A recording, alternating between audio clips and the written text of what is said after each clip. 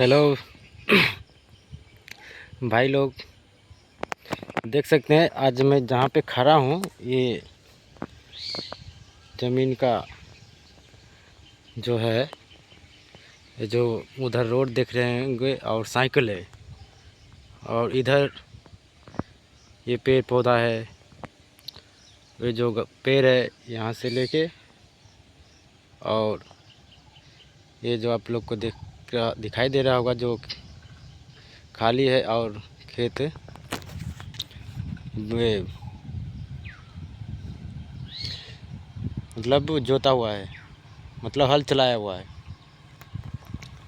तो इधर ही मतलब जो भी होगा, ये 4-5 कट्ठा जो भी हिस्सा है उससे मुझे कोई लेना देना नहीं है। लेना देना इसलिए है क्योंकि ये ज़मीन जो है पहले ठीक था, लेकिन अब इसको विवादित ज़मीन बना दिया गया है उन लोगों के द्वारा जो जिसके थोड़ा पैसे की अहंकार घमंड हो गई है उन लोगों को। लेकिन महाराज हम बता देना चाह रहे हैं कि महाराजा जो रावण था उसको भी घमंड इसी बात का हो गया था, हमारे जैसा कोई नहीं है धरती पे।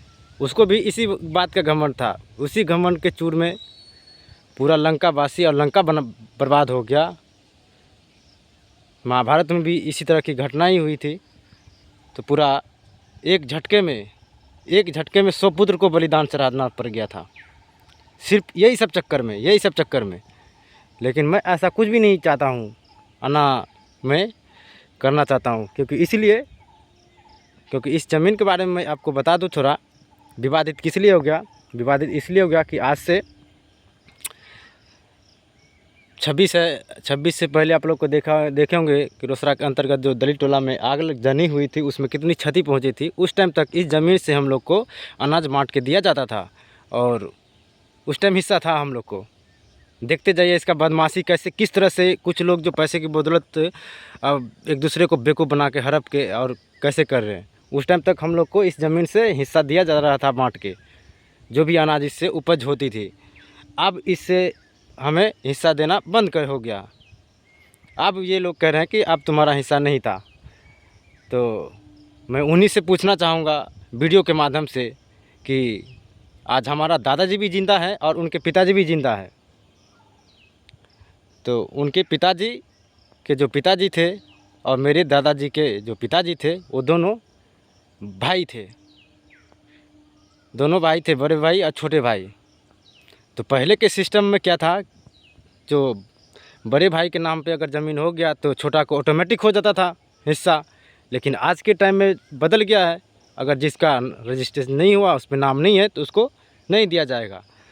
तो इसी कारण ये ज़मीन को विवादित बना दिया गया। बस मेन कारण ये है, और कारण कुछ भी नहीं है। अगर उसमें भाई का हिस्सा था तो मैं कहूँगा कि प्लीज़ ऐसा मत कीजिए हम लोगों के साथ। ये इतना बड़ा अन्याय आप नहीं कर सकते हैं। अगर अन्याय कर रहे हैं तो इसका जो पापों का दंड है वो भी भुगतने के लिए आप तैयार हो जाइए। क्योंकि जब घेर लिया था रावण को, तो जब रावण नहीं बच पाया तो आप कौन सी गली में हैं?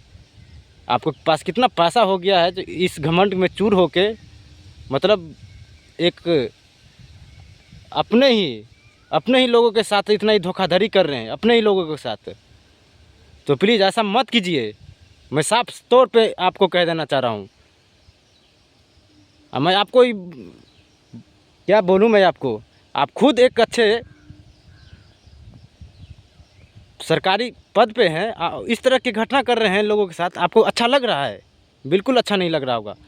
गलत है तो गलत है भाई, सीधी बात है।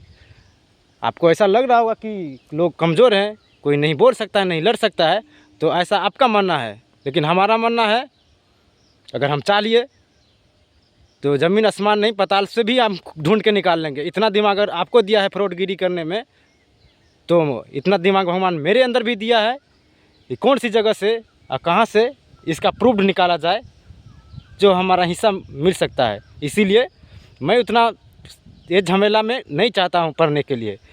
लेकिन आपने अगर ऐसा कर दिया है तो करना ही पड़ेगा। नहीं तो जो वार्तालाप अगर प्रेम से हो जाती है, उससे भला इस दुनिया में कभी नहीं हुआ है और ना होगा।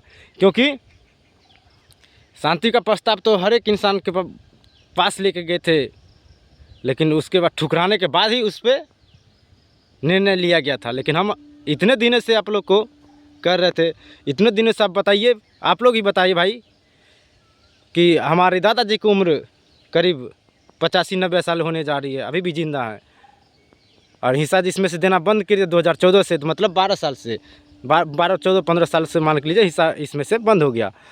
तो मतलब उससे पहले मतलब 70 साल हो गया मेरे दादाजी की, 90 साल, तो 70 साल तक इन्होंने हिस्सा दिया। उस टाइम तक हिस्सा था 70 सालों से, लेकिन इतना कलयुग अघोर पाप हो गया कि अब हिस्सा भी इसमें ख़त्म हो गया। तो आप लोग ही बताइए, वीडियो के माध्यम से इतना फैलाइए कि एक दलित को दूसरे दलित किस तरह से सताने के काम कर रहे हैं, और किस तरह से बर्बाद मतलब कमज़ोर आदमी को कर रहे हैं। जिसके पास थोड़ा पैसे के अहंकार घमंड हो जाती है, वो लोग करना चाहते हैं।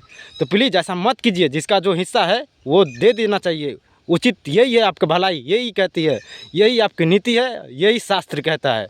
अन्यथा तो फिर बर्बाद होने से आपको कोई नहीं बचा सकता है, कोई भी नहीं।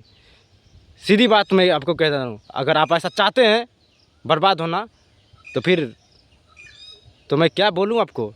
नहीं तो अपने आपसी सहमति में आप बात करके बैठ के समझ के और सलट लीजिए। अन्यथा अगर आप चाहते हैं ऐसे ही, तो फिर बर्बाद होने के लिए तैयार रहिए। क्योंकि मैं ज़्यादा बोलता नहीं हूँ, मैं ज़्यादा झमेले में पड़ना नहीं चाहता हूँ। क्योंकि आपके जैसे झमेले, आपके जैसे ना मेरे पास पूंजी है ना पैसा है, लेकिन दिमाग है, बस इतना दिमाग है कि आपने जो हम लोगों के साथ ऐसा गलत कर रहे हैं, तो कहाँ से इसका सही व्याख्या होगा, सही इसका निकलेगा, तो सब पता है मुझे। लेकिन मैं अकेला ही करूँगा, मैं किसी की सहारा नहीं लेना चाहता हूँ और ना लूँगा। मैं सिर्फ गरीबों को, उन लोगों को मदद करना चाहता हूँ जो आज भी सिस्टम और ख़िलाफ़ से, जो आँख के सामने गलत हो रहा है उनके खिलाफ़ नहीं लड़ना चाहते हैं। तो मुझे कोई दिक्कत नहीं है भाई, मुझे इन सबों से लड़ने के लिए पैसा की ज़रूरत भी नहीं पड़ेगी। साफ सीधी बात है, मैं साफ कहना चाहता हूँ, मुझे पैसा की भी ज़रूरत नहीं पड़ेगी। और मैं ऐसा सबक सिखा दूंगा कि 2 मिनट में आपकी हैसियत भी पता चल जाएगी कि आपकी हैसियत क्या है और हमारी हैसियत क्या है। इसीलिए ऐसा धांधली बंद कर दीजिए। हम लोग का हिस्सा है तो हम चुपचाप इसमें से बांट के दे दीजिए, और नहीं तो अन्यथा अब इसका सज़ा जो है वो भुगतने के लिए तैयार हो जाइए। हम बार बार कहना चाह रहे हैं, हमारे दादाजी भी कह रहे हैं, लेकिन आप लोग नहीं सुन रहे हैं। आप एकदम बर्बाद कर रखे हैं। तो प्लीज़ ऐसा मत कीजिए। और मैं आप लोग को बता दूं कि ये जगह कहाँ पे है। ये रोसड़ा के क्षेत्र के अंतर्गत आता है, ढट्ठा पंचायत होगा, और ये नौनेला चोर इसको बोलते हैं। और जैसे देख सकते हैं वो ITI कॉलेज आपको दिख रहा होगा, ये ढट्ठा के अंतर्गत है। तो इसी जगह पे ये हम लोग का अपना ख़ानदानी पुश्तैनी जो ज़मीन है ये सब है। लेकिन उनको क्या पता था कि आने वाले हमारा ही वंशज इस तरह की हरकतें करेंगे। अगर उनको ऐसा पता होता तो फिर ऐसा नहीं करते। तो इसीलिए ऐसा मत कीजिए, कुछ ज्ञान सीखिए, अच्छे कर्म कीजिए, लोगों को भलाई कीजिए। लेकिन मैं इतना ही जानता हूँ कि मैं जिस दिन से अच्छा सोचा हूँ उस दिन से मेरे ज़िंदगी में अच्छा होने लग गया है। तो प्लीज़ अब मैं इन सबों से डरने वाला नहीं हूँ भाई। क्योंकि ज्ञान की जिसकी प्राप्ति हो जाती है तो वो किसी से नहीं डरता है, किसी से भी नहीं। तो प्लीज़ ऐसा धांधली रोक दीजिए, जल्द से जल्द इसका निवारण कीजिए। अन्यथा इसका सज़ा आपको जो मिलेगा वो भी आप तैयार हो जाइए।